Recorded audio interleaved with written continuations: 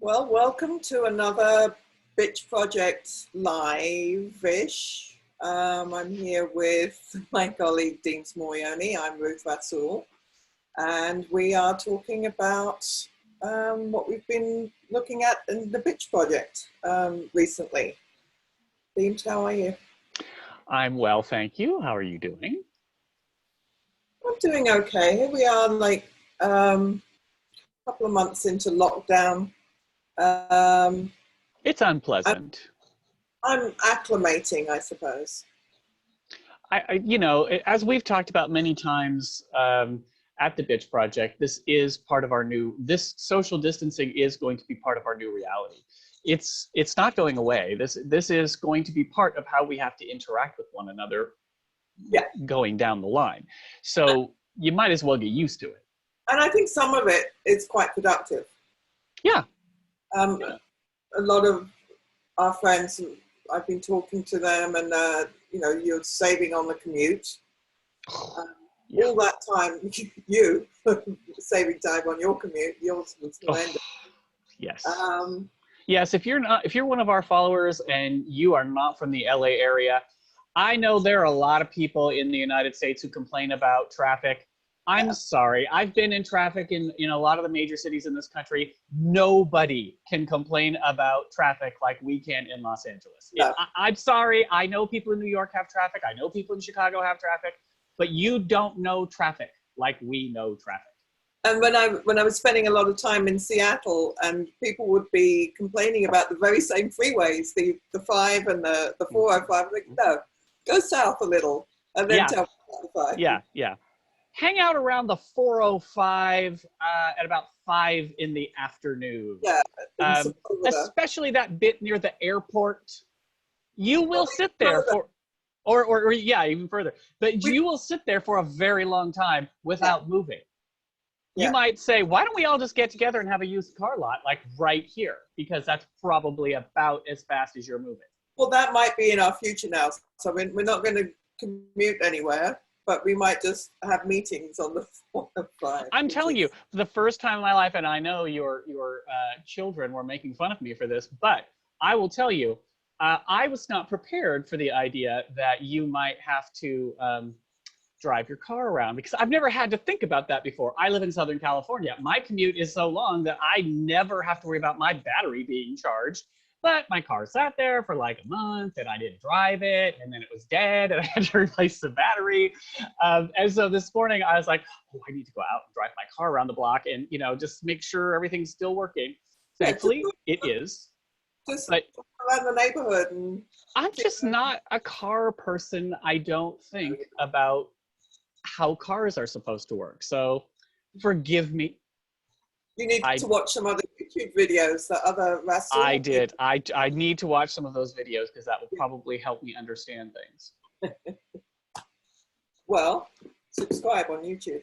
Shall we talk about what we were looking at last week? Yeah. So last week we covered some pretty interesting terrain.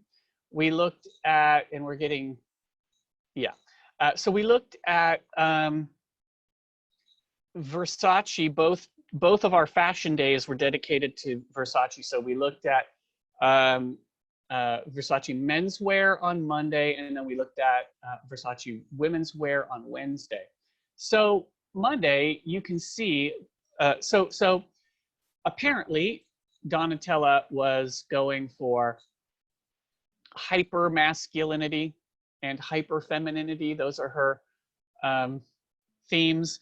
And I mean, I can't help but just kind of think, yeah, but it's awfully campy. But I think for Donatella, I mean, that's one of the things I love about her, is that I think for her, that really is like, hypermasculinity is, what's the campiest thing I can do in menswear?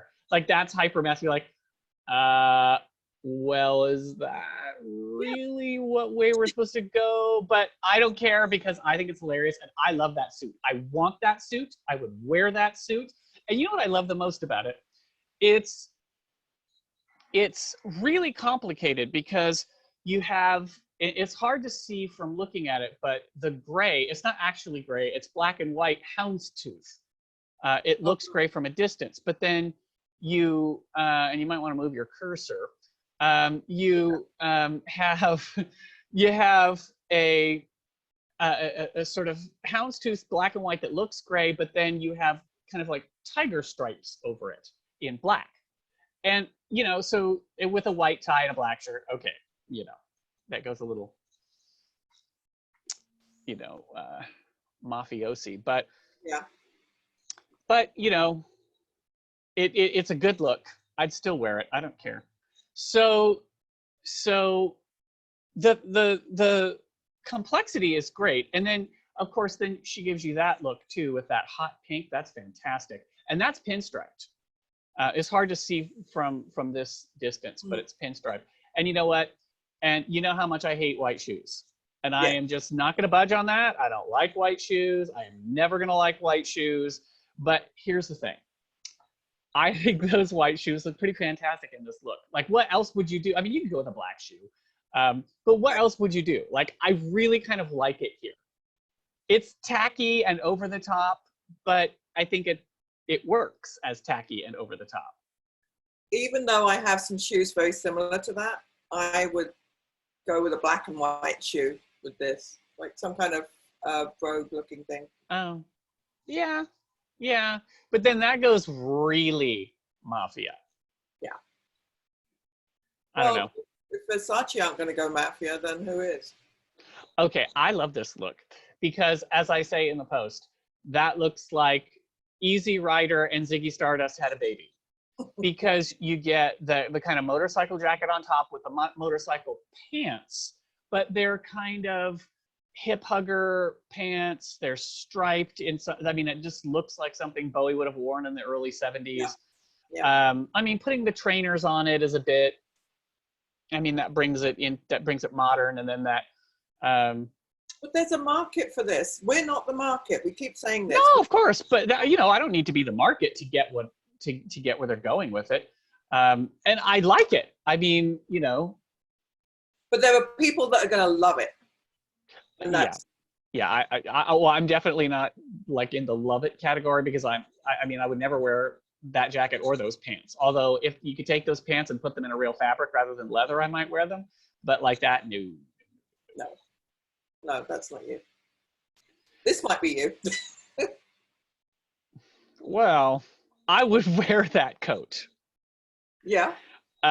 Because it's faux fur, because Donatella is all about doing faux fur these days. I might even go with those glasses because it might make me think like maybe I'm Wonder Woman because that just looks so Linda Carter from the late 70s. I'm like, but what's that? I'm thinking more Rocket Man. Well, yeah, you could go Elton John with it, but Wonder Woman has superpowers, and Elton John may have some singing superpowers, but Wonder Woman she's got a whole look. She's got bracelets, she's got a cape, she's got a bustier. We looked at superheroes a couple of weeks ago. We're not going back to that. Oh, I never left Wonder Woman. Are you kidding me? No, you can't bring Wonder Woman back. I never left Wonder Woman. I like this too because I like the idea. Okay, she's not breaking ground here, but I like the idea that to bring in the younger market, that a lot of designers are going with shorts suits. Yeah. Because younger people like that idea, and that's to hit a younger market. Plus, going with that classic Versace. If you look at the those cutouts there, and they have the safety pins on them, that's a, you know, it's a throwback, but I kind of like it. Yeah. Yeah. And so like going hypermasculine here, I think for Donatella means bringing in sort of like high levels of camp. And look at that. I mean, that is pattern overlaid on pattern overlaid on pattern. That it's extremely. I mean, look at that suit. It's houndstooth, but with Prince of Wales check over it, but then animal patterns over that. It's fantastic. I love complexity. And then you get that kind of, is it like a zebra stripe or tiger stripe tie, and then the pattern coat on top of that.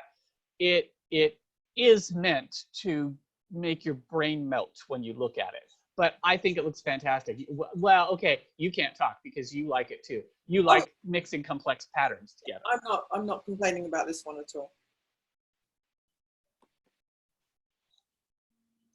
And that is, I mean, you know, going with a nice, bringing that kind of animal pattern into the tux, worn without a shirt.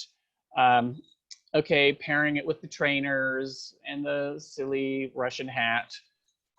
Okay, all right, but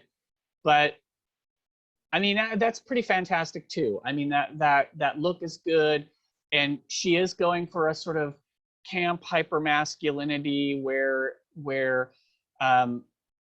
the male is a lure in the same way that we've typically thought about the feminine as being the lure. Like she's turning the masculine also into a lure. Now she does it again with the ready to wear, and we'll talk about that later. But yeah, I mean I think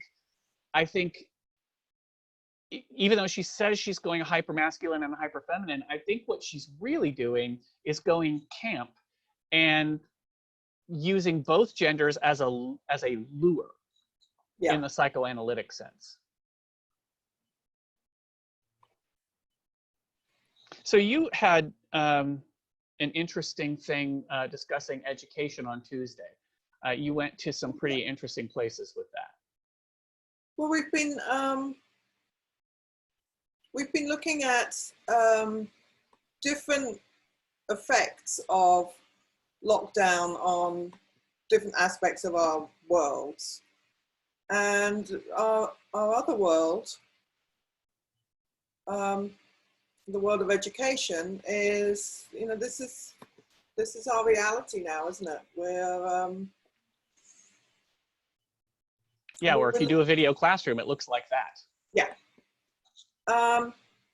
Or it looks like this, and this is what I was running into with my classes, that we just make this assumption that because we live in the richest nation in the world, that everybody has equal and fair access to what they need to succeed. That's not really the case, though, is it? Because I mean, even here in the Los Angeles area, I don't know why I'm saying even here, because we know that there's poverty here. But it's not just about the poverty aspect of it. It's people's circumstances changed dramatically during the semester. So what we all anticipated at the beginning of our semesters and terms was we were going to go into class and we were going to do what you and I have been doing very well for many years between us, and teaching our students. And our students were able to interact, and things were going very smoothly. And then we had to adjust.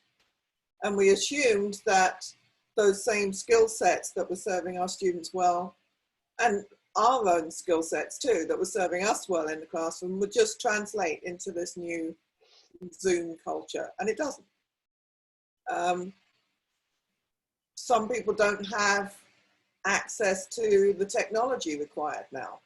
And that's in addition to access to your textbooks and so on. There's not an equitable mindset from the colleagues, from our administrators, and there's an assumption that it's just the same. People who don't spend their time in classroom don't understand that what we do can't always be translated onto a monitor. And then there's the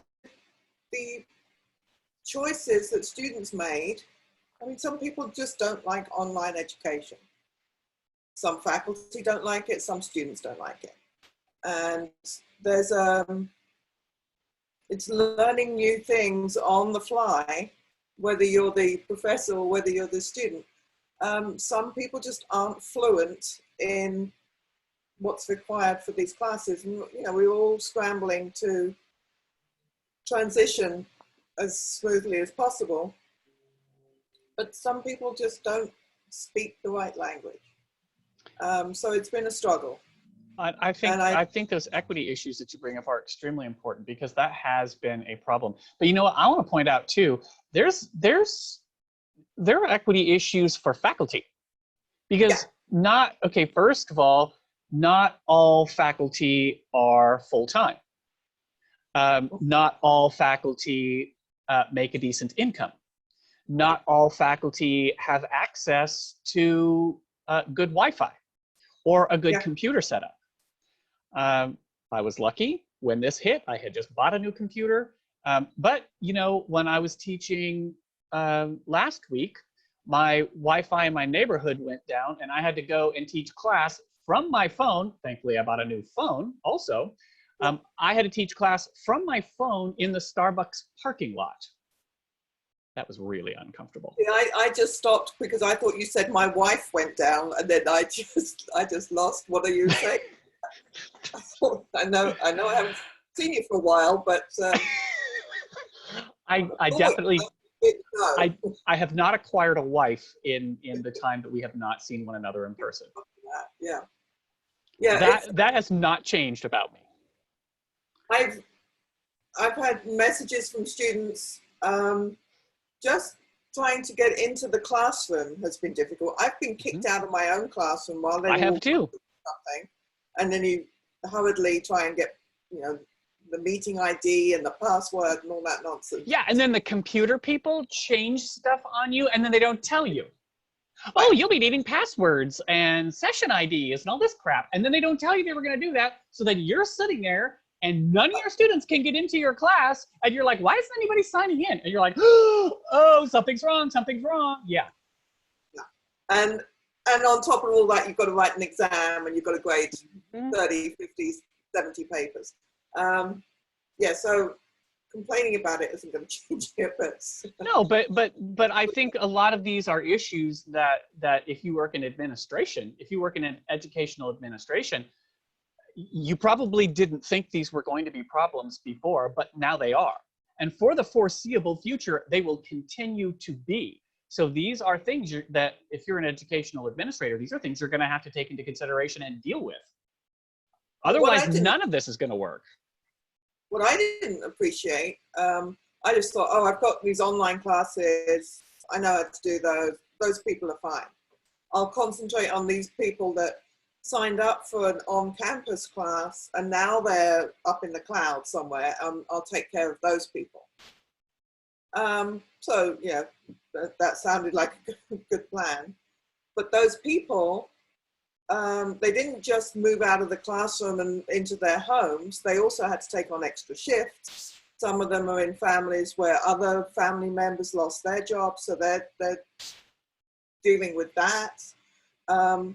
I've had students saying, my whole childcare situation has changed. I took an online class because I have childcare issues. Now that has doubled, but that burden has doubled. I've had people that have had to drive out of state so that they could be with family, so that they can continue taking this class. And then, you know, and then that's assuming everybody is healthy. So just the logistics of dealing with this, if you don't have any infection to deal with as well, because I haven't, touch wood, I haven't hit that yet. So I hope. I've had a couple of students. One of my students had COVID and was dealing with that. Another one had family members, and that's a lot to deal with. That is, I mean, that puts a stress on the students themselves. And you know, and some of our students are, as you pointed out very well, that some of our students have issues of having the right equipment at all to take a class, like having a computer or having Wi-Fi. And what's the answer if you don't have Wi-Fi? And how are you going to get that? And it's not like the school is going to come out and give you Wi-Fi. Although, I mean, I know that there have been some companies that have been doing a little piecemeal effort here and there. But I mean, yeah, I mean, that picture says it. Like, if you're already in, you know, you already have, your family already has economic issues, How are you going to afford Wi-Fi when you couldn't afford it before? Well, maybe you have Wi-Fi, but you live with 5 other people who are also trying to work or do school or whatever it might be. So, you know, it's like that other thing that we use so much in education. This picture, one of my students always said, why don't they just take down the fence? it's not, you know, if you give your students equal amounts of resources, it's not necessarily what that student needs. It might be surplus to their requirements. It might be just right, the Goldilocks one, or it might be the little guy on the right here who's still not being taken care of. Equity makes sure that everybody gets what they need and it's fair. And this is what they should have done anyway, just open it up to everybody. And maybe that's what's happening now. Maybe it is being opened up to everybody. I think we're, as a society, going to have a lot more equity discussions. Yeah. And I don't just mean in education. I mean all over the place where we need to. In healthcare, yeah. I mean, there are a number of areas where, I mean, in political science, we've been talking about this for years. Is the market model right for everything? Like, it certainly works in areas, but is the market a cure-all for everything? No. And can it solve problems that we have in education? Absolutely not. Can it solve the problems we can have in healthcare? No. The most effective and efficient system for the delivery of healthcare in the United States is Medicare, and we all know it. Getting it to the people is another question, and it isn't easy, and that's a political slog. But you know, that's just a fact. When you can't just say, oh well, let's just open it up and let everybody compete in the free market. That doesn't work. I mean, it's probably, it works in certain areas of the economy, but if you want to ensure equity, the free market cannot do that for you. The free market will not give you equity. Here's my other problem with that model that we're being forced to use now. Even being on this platform that we're using now, there's some privacy issues there. I started off when we moved out of classrooms saying to students, I want to see your faces, but you know, put your videos on. And all my colleagues in my department were saying, yeah, you need to see them and you need to make sure that they're there. And then when I did see them, when they did put their videos on, I thought, oh no, now I'm looking in your bedroom. I don't, turn it off, turn it off. Yeah, I've had a couple of those too. There's some violations going on there. It can feel sort of intrusive. Yeah. And then, you know, you see other people in the household, other pets and things going by. Do we need to see that? I think that is a serious question we need to ask. Does everybody need to look at everybody? I agree with what our sociologist friends say, that we all need human contact. I'm in the social sciences. I think they are right. I understand that. But there are other issues that come into play, and those aren't really being addressed. It's kind of ironic that in one of my classes last week, we were talking about the panopticon. Jeremy Bentham. Yeah. And, you know, here we are. We're all looking at each other. So let's look at some more Versace, shall we? Oh yes. Let's skip over to Wednesday then. So in the Wednesday post, we looked at ready to wear. I'm getting that.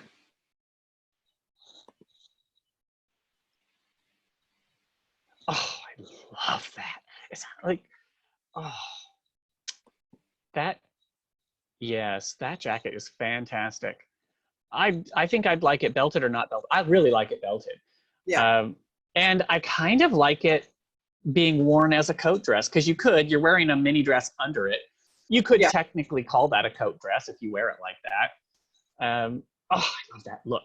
Plus, again, It's like, what is that?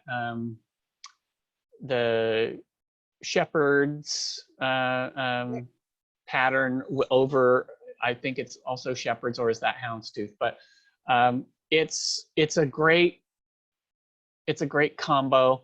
I even like the black gloves with it. I'm not wild about those boots, but I mean, I think you could wear boots with it. Yeah. I prefer a pointy toe personally, because you know that look. You look serious. I think a rounded toe takes the edge off. She looks like she's going into battle. I'm gonna have to dig into the back of my closet and get some more shoulder pads back. It's back. It's all shoulders. Shoulders, sleeves, and hips. That's what fall is all about. Shoulders, sleeves, and hips. And yeah, I mean, look at hers. I mean, they're going broad on the shoulders here. That's a fantastic. I love the red and the black with the white on the black. It's fantastic. That's a great. I like that color combo.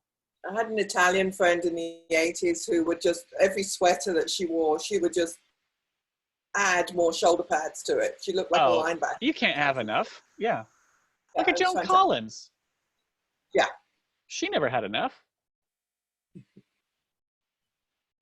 See, I really like this too, because it kind of goes, it's on that same pattern that we saw in menswear, where you've got like the sort of houndstooth underneath, and then you've got like tiger stripes or zebra stripes or something else. But what I really like about this, first of all, that they paired it with red. So you know me, I love red with black and white. It's fantastic. I saw a host of pictures yesterday that probably triggered why I like that so much, and it's all these pictures that for Mother's Day that my mother put on the internet, where she had on her Facebook post, she put all these pictures of my grandmother, and Grandma liked a lot of black and red and black and red and black, or white, black and red. I saw that, yeah. I was like, oh, that must be where I get it from, Grandma. But also I kind of like the flares at the bottom here with the boot. That style of pant is very easy to wear for a lot of people. Much more than the skinny jean kind of thing. This is very flattering on a lot of people. And I kind of like, okay, she says she's going hyper feminine. I'm not really sure what's hyper feminine about this, but because also but again, it's camp. It's Donatella, so it's camp. So for her, hyper feminine is showing the animal inside the woman too, by putting these animal prints on top of the suits that women wear as well. And then a little purse. And she's got a little purse. But I love that, the red with the cutout across the chest. That's fantastic too. There is something overall feminine about it. It reads very feminine though. Oh with masculine elements, but it's softened in some way, and it's pretty. But you can see that with Donatella does that with men too. She says she's going hyper masculine, but then she'll put men in softer fabrics, see-through fabrics, like some of those the burned velvet stuff. That's guys in the club who are just trying to show it off because they don't want to go home alone. But that is kind of, but that's that's not hyper masculine. No. But it's campy hyper masculine. And I love this mini dress. I think this is fantastic. And you know what I love? That she avoids that cliche of the 90s front zipper, which I've made my peace with it. It's back in, so I'm not even going to try and question it anymore. But I like that the zipper here is off center. Yeah. It's not like full on 90s front zipper. It's off center. And I think that, and plus that fantastic pattern, and the model is beautiful, and that looks fantastic on her, and I absolutely love everything about this look. And that little green purse as well. Look at this. Not wild about the shoe, but I love everything else in it. Yeah. And this is, okay, this one we had our little discussion about, because you were zeroing in on where the V is. But look, but then again, I think this could be like Donatella's kind of on the nose, campy hyperfemininity. What's more feminine than a vagina? So put the V right there, and it's just like right there for you to see. Go ahead. Tell it like it is. Yeah, tell it like it TI is. So I mean, this is a kind of a fantastic look anyway, and I love that green underneath. Mm. It's I don't know, but I almost wish that the green went down a little bit more. But then it wouldn't be as soft, would it? You need that. It wouldn't. I know it would make it heavier. It's just I really like that green. Yeah. Yeah, and this I love those glasses, but also I love that coat. I love that skirt. Okay, I'm not wild about the boots, and I'm not wild about the little sweater. Well, they're white. Of course, you don't like them. No, but I don't like it looks like, I mean, maybe it is galoshes, but I can't, I have to remember. Yeah, you don't like a baggy boot. I've never liked a baggy boot. I don't like a slouch boot. I really only like a skin tight boot, because I think if you're going to wear boots like that, you should be like your Catwoman or your Wonder Woman. Like, you're going into battle, you're going to save the universe, or you're ripping somebody off. So it's either you're doing good or doing evil, but you're serious about it. Yeah. See, this is just pretty. It is pretty, and I love the design, again, with the V's, but I love but I like pairing that complex set of prints on the top with that mini dress having those wavy sort of zebra stripe patterns on it. It's fantastic. I think it's too the styling is really superb, and when she sends down a runway look, she has a good stylist, whoever that is. The green and the red combos here and the accessories. It's really nice. Yeah. And that's just like that other suit with the men. But I love with the pop of hot pink. And again, that flattering leg. Oh, it really is. Yeah. It really is good. And again, with the fantastic faux fur coat, and the women are wearing a kind of mini dress that matches the shirt that the men are wearing. Right. But I mean, but this is what I'd say, on the men's shirts, they're a lot more see-through than the women's dresses. So she's actually exposing more male flesh than female flesh on that. Well, they could all switch around as well, couldn't they? Oh, I'm sure they do. So you picked a I was absolutely in love with the idea the second you said it, going with the person you chose for Muse Thursday. I absolutely love the idea. Well, I mean, I just love Stephen Fry. So that's all there is to it. He's pretty fantastic. He's known for being witty and charming. Yeah. Funny as hell. I just want to go to dinner with him. You know, when people ask you who, dead or alive, who would you like to have dinner with? Just Stephen Fry. Oh. And you.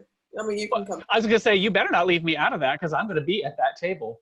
Because I'm going to see if I can steal a few of his ties, because given what you showed, it looks like he has a few that I would want, especially that Yves Saint Laurent.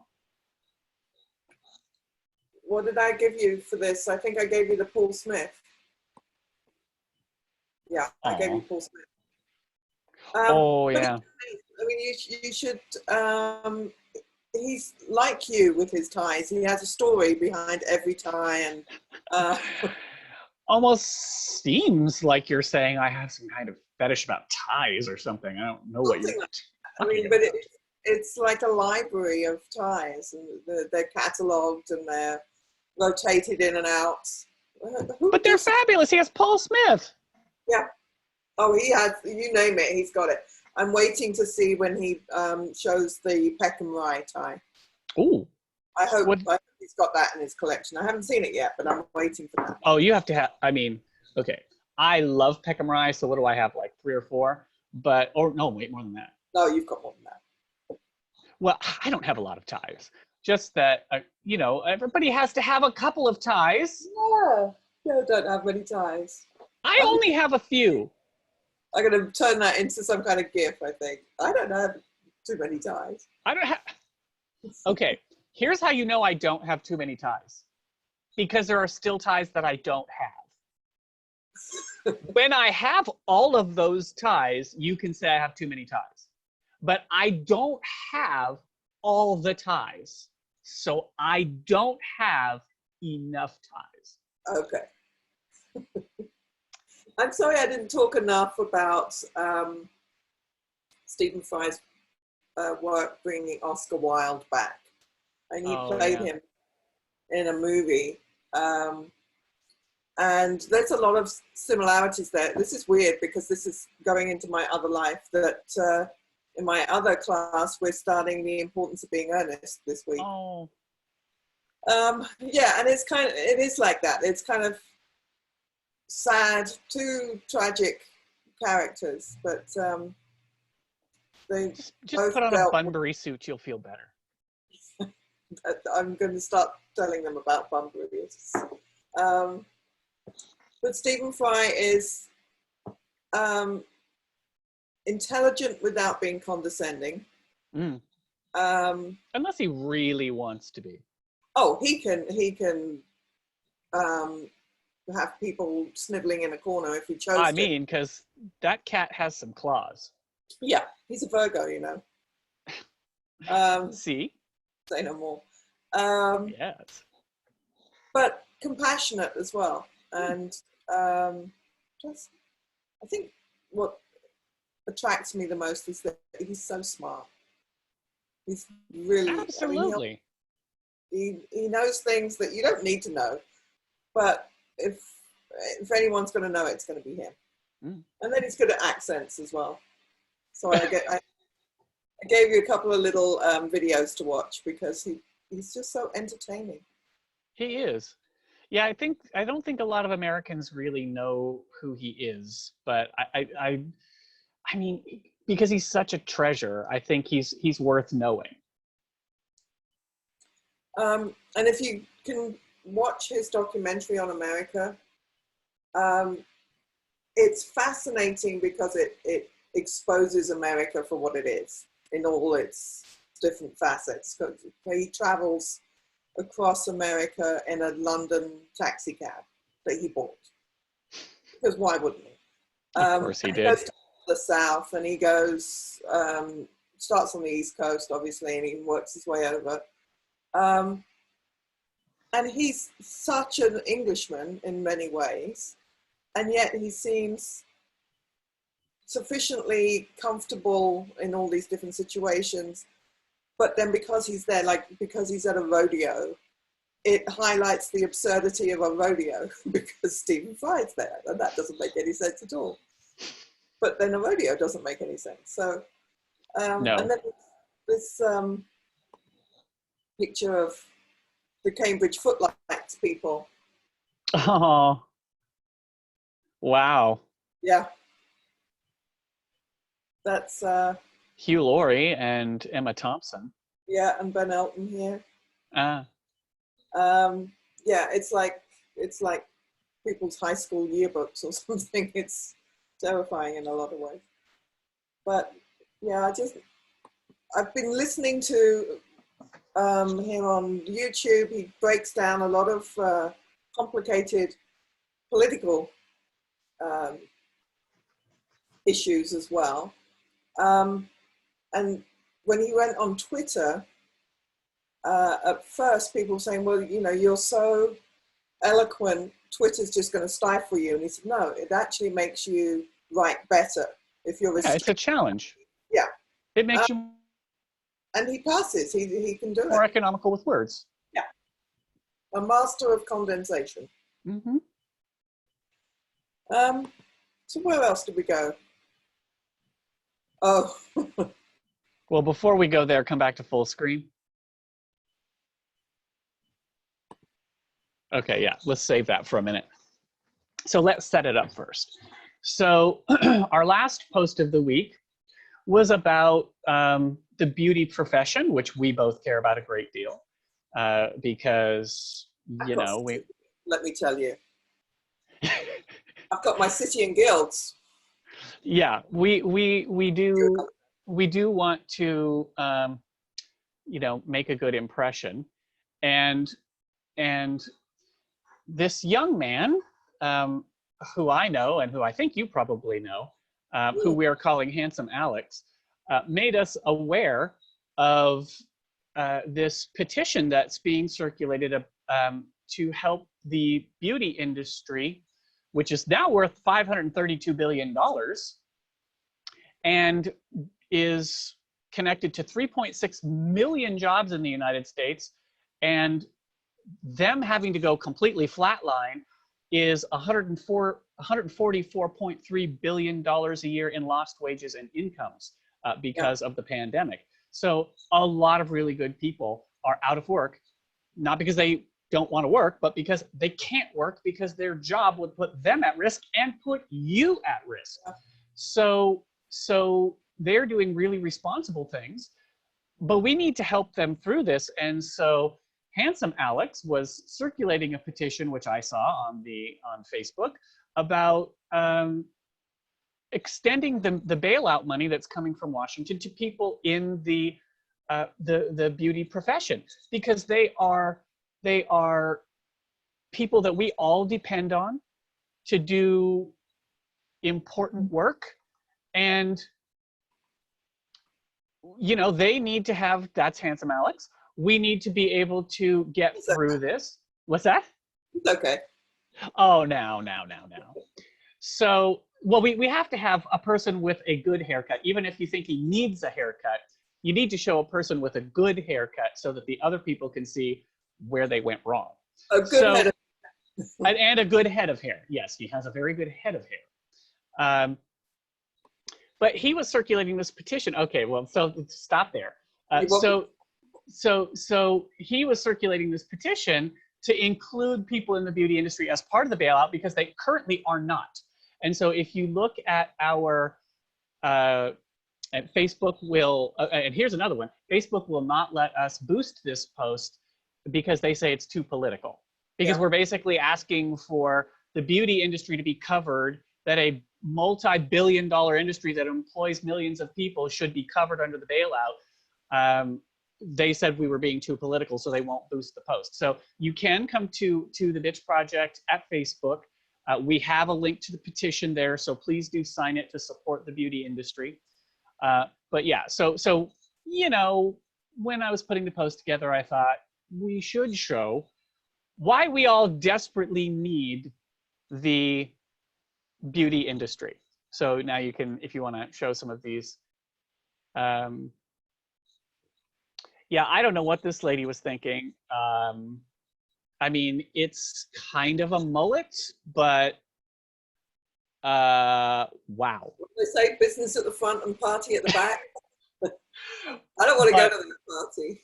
I don't want to go to that party either, but.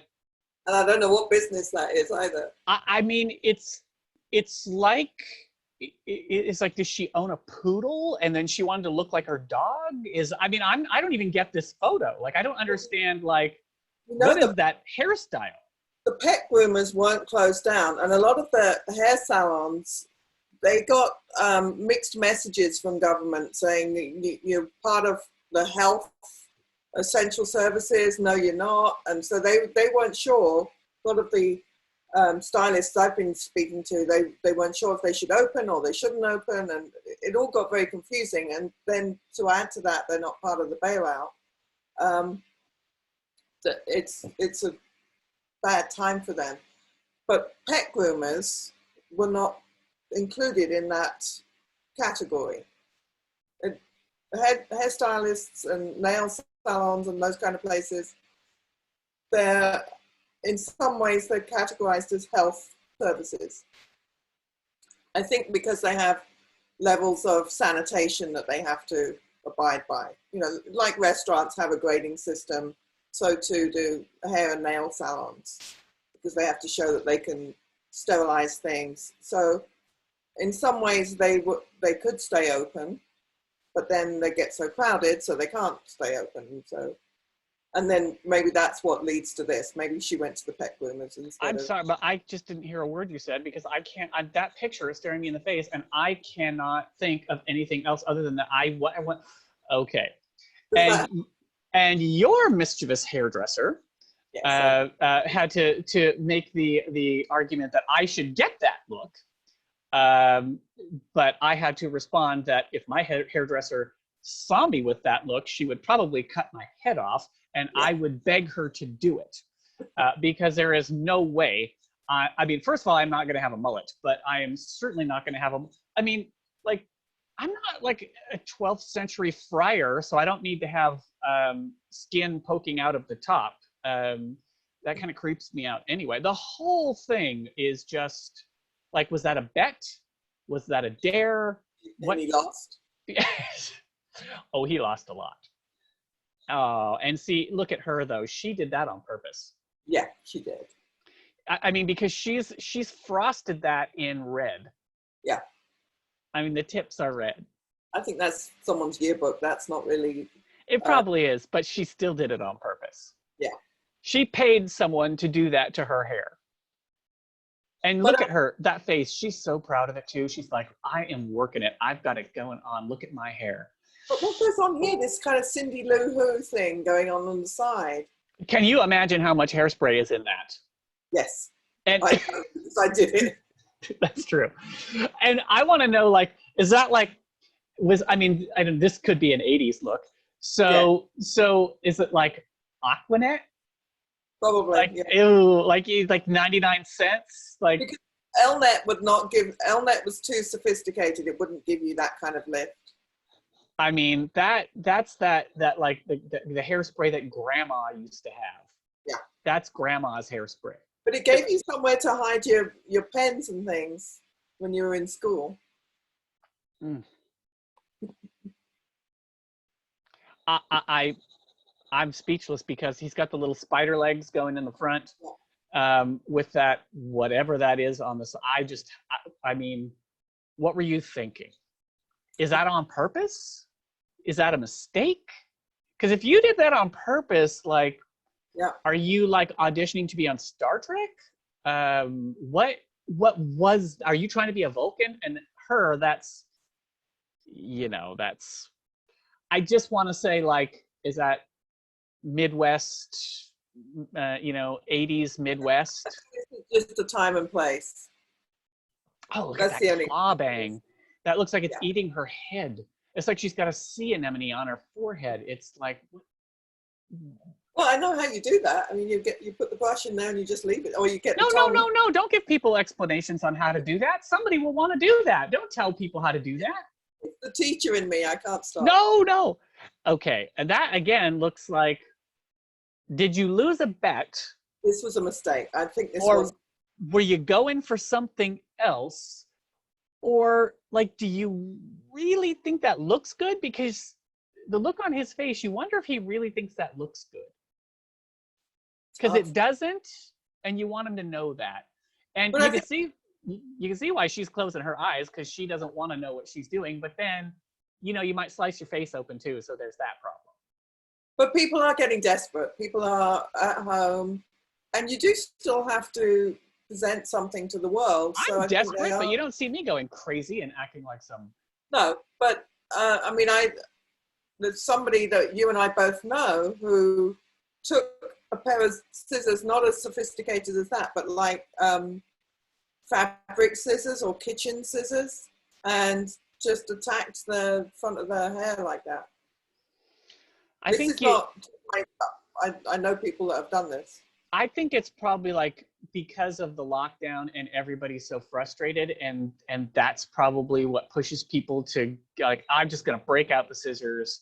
I mean, I could flip one day, but to me it would be like I would just shave it all off. If I was gonna go crazy with it, I would just shave it completely off. But not everybody feels that they have that option. That's the thing, that they don't. Not everybody could rock a shaved head. Well, given the hair patterns in my family, it's not a choice. It's where I may well end up someday. Hopefully not, but. Well, then you'll have to have hats to match all your ties. Oh, no. You know me, I don't do hats. Not wearing the ties. No. Are you kidding me? Would you wish that on me? No, I would hope not. See me outside and something like that. You might as well just shoot me, because I can't be seen like that. No. Well, you find your wider ties and you can wear them like a little shawl. wrap them around this way. Okay, I did have a student try that, and I wanted to say something, but you can't say something because you don't want to hurt the student's feelings. But I have seen that before. And I would not do that because it looks ridiculous. So.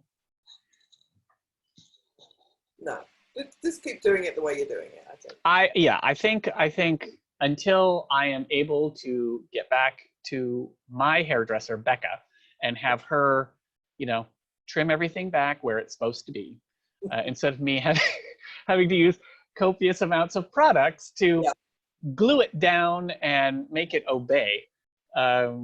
So so I can actually at some point start to feel human again. But the point is that you're not going out there and your stylist isn't recklessly opening up the salon. My stylist can't get into her place because she doesn't own the building, so they're just not letting her in. No, and I think that's wise at this point because we are I get that there are these people who are anxious to open, but you know what? If all your clients are dead and all the hairdressers are dead, then nobody's going to have any economic activity at all. Why doesn't anybody think about that part? You want everyone to die so that a few people can get their hair cut right now, and then a few weeks later, everybody dies from COVID? I don't really think that's the best way to go. It's madness.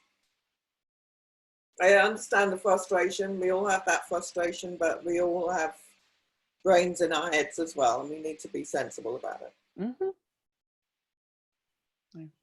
And not resort to some of those horrifying photos that you chose. Well, yeah, I was trying to make a point, didn't I? Well, thank goodness for handsome Alex. That's all I can say. I will say so too. He must have two very attractive parents. Yeah, I think so. So where are we going this week? So then for our next one, we'll be talking about, let's see, Dries Van Noten and Christian Dior for fashion. And what are you doing for Tuesday? Or is that not decided yet? Or? What's decided? That's why I keep it a secret, because I can't keep it in my head. Oh, wait, wasn't that going to be something to do with cooking? Maybe. Do you want to tip who you're going to be looking at for Thursday? Nope. Oh, you don't want to say anything? Well, I definitely don't want to tip because I'm talking about what I think is probably one of the most hilarious TV shows that I have seen in years. So that one will be the Friday Post. And if you're not watching this show, then I think you should be. It's such a tease. Yeah. Wow. Well, I'll look forward to reading it. Very good. I'll look forward to finding out what I'm writing about too. See you later. See you later. Bye. Bye.